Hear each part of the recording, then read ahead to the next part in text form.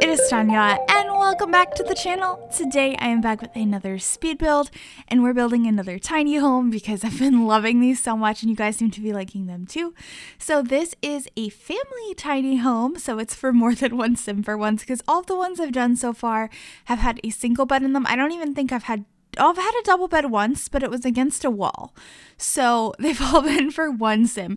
But this house will be able to house two adult sims, or two sims of any age that can sleep in a double bed, and a toddler. So it's a family home for once, which was a suggestion that I got from one of you guys. So thank you for that, because in my head, I don't even think to do that, because I'm like, okay, let's get all the necessities into as small of a space as possible. So I wasn't thinking, oh, you might want to have more than one sim in this house. So I decided to go ahead and do that today, and it was really, really fun to do. And this house came in at about 44,000 simoleons, so it's not super unattainable. And I really, really enjoyed this one. I feel like just in general, tiny homes lately have been where my favorite aspect of building has been. So like, that's all I want to build. So I'm glad that you guys have been enjoying them as well. But we do go ahead, just as you saw there, swap out the top roof to be this shape instead of that just angled roof or angular roof. And we end up having a very small bedroom on the bottom floor for a toddler. It's incredibly small, but that's because it's a tiny home, not because I'm like, I'm gonna put the toddlers in a closet. I mean, you can do whatever you want in The Sims.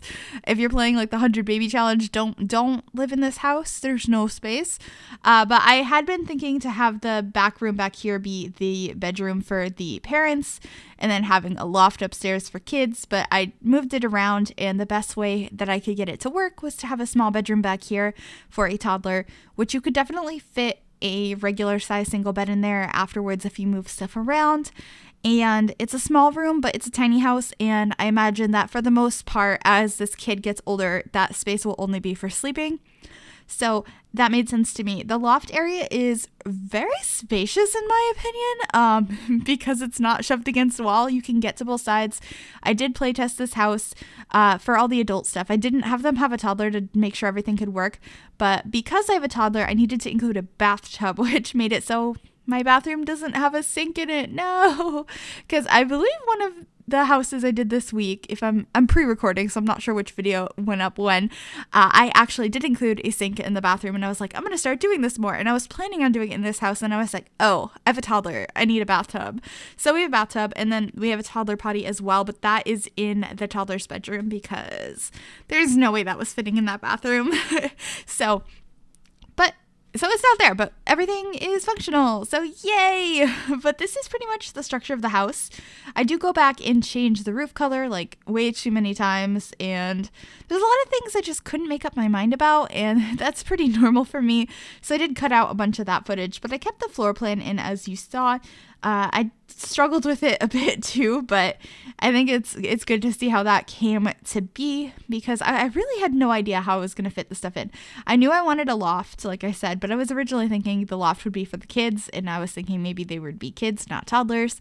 But I'm glad I made it for a toddler anyway. I was thinking maybe the Sims living here it was just them, and maybe that used to be like an office space or some kind of extra storage area in their house, in their little tiny house. And then they had a kid, and so they're still living here, but maybe in the future they would move.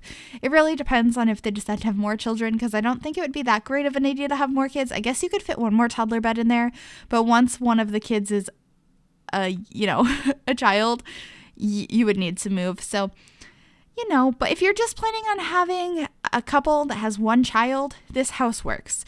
And it definitely has a very small footprint, I suppose. Not footprint in like environmental footprint, but like footprint of like, it doesn't take up much space. I believe this is a 20 by 15 lot.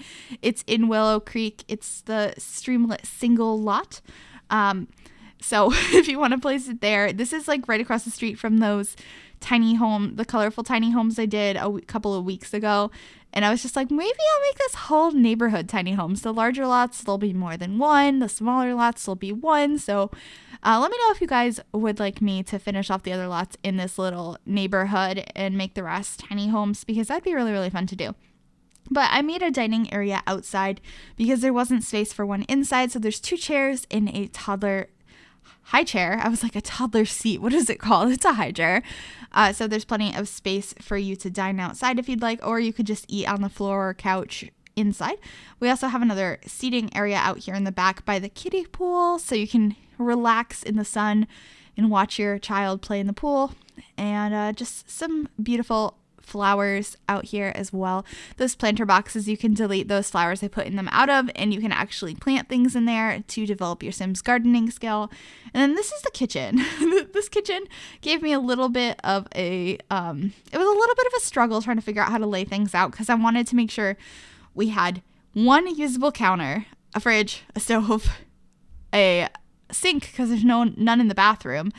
And I wanted to include a microwave because I just thought it was a good idea.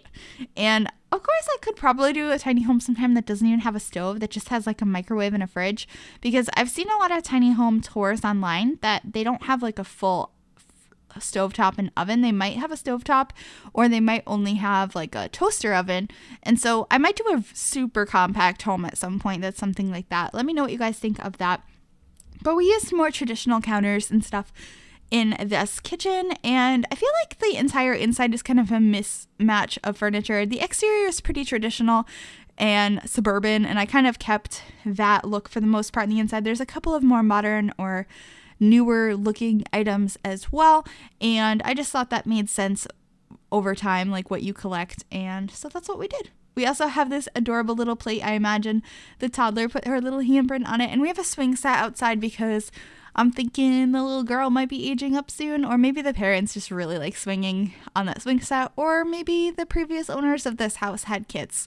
So I like the swing set. I thought it looked really cute, and I just really enjoyed the swing sets in the game, and I was so happy when we got those back in the game, because that was something I always missed from The Sims 3. Once we got The Sims 4, I was like, I want the swing sets back. Thanks for the monkey bars, but I want the swing sets. So whenever I can think to include them in builds, I try to, because I think they look really, really nice.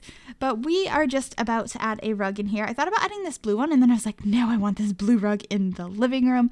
And yes, this house has a lot of blue in it. That is just like, blue is my problem. I can't stop using blue. I even made the outside of this house yellow and brick, and I somehow made the interior blue. And I don't see that stopping anytime soon. This is me trying to fit the sink into the bathroom, and I was just like, this isn't going to work. So I gave up on that on the end. But we do have this really cute shower tub combo that has the little elephants on it, which I thought was really cute. And then we use these base game curtains in here, and this little sectional piece of a sofa from My First Pet Stuff. And then we add one of these other My First Pet Stuff things, which is so cute. I know I'm using a lot of that pack in this. I apologize if you don't have that, but look at that little chair. It is so cute. And I would love to see like the little toddler sitting up there. That's like their special beanbag chair. I just wanted this to feel like a family home, even though it is a tiny home. So hopefully that came across. I think it was a little bit of a challenge because I'm used to just like compact. How do I fit it all here? And adding a little bit of clutter throughout and just kid stuff was definitely a challenge, and it was really fun to do. But I thought about adding these paintings over here, but I ended up adding the ones with the feathers instead and moved these little ones over here, and we end up having this little end table from Laundry Day Stuff that has all of your pillows and linens and stuff in it, which I think is really realistic to have some storage for bathroom and bedroom type linens in like a main living space, because there's not space in the actual room. So I thought that was nice. It kind of works as an end table, but also storage for linens and the like. So I think that worked out pretty well. Also added these little pictures and stuff that maybe our little toddler might have done at preschool and hung up over by that toy box, and I think it comes out pretty cute. But this is the toddler bedroom now. Like I said, it's very small, and if you have the bed this way, a toddler bed works. If you have it the other way, you could have a regular size bed, but it's a very small room. It's a tiny house, so it'll work. It is 2 squares bigger than some of the bedrooms I've done recently in tiny homes. So it's not the smallest bedroom for sure, but I think it came out pretty cute. And I loved adding this little stuffed animal on the bed. We also added a shelf over here and put like some little knickknacks. I have, I believe, books and a robot only. And then, you know, just figuring the rest of it out. We also, I believe, add another toy down by the potty. You can hang out with the bunny while you learn how to use the toilet. And one of these little scales over here so you can mark how tall your child has gotten over time, which I thought was pretty cute. And now we're in the loft space. As you can see, it's fairly spacious. I was really happy about that. And we end up using a bed from Get Famous and sticking it through the wall. Momentarily we'll find it. And I think it worked out really, really well for space saving. Your Sims can get around it perfectly. And we just have a couple of simple dressers and side tables and paintings. It's very clean and simple up here. I just wanted it to be a nice place to get away and get some rest. And yeah, that's pretty much it. I hope you guys did like this video. If you did, make sure to give it a big thumbs up. Also, if you're new here, you should consider subscribing to the channel if you have not already. And if you click that little bell, it'll turn on notifications so you'll be notified of every single time I upload a new video. But we're almost done here. There'll be screenshots momentarily. We're just adding a couple of curtains. I really liked using that rug from the fitness stuff pack. I think it just matched the colors on the wall so much, which I thought that wall was green, but I guess it's turquoise. I don't know. I used too much blue. But yeah, that's pretty much it. Like I said, just adding the last couple of knickknacks. And yeah, thank you guys so very much for watching, and I will see you all very, very soon. Bye, everybody.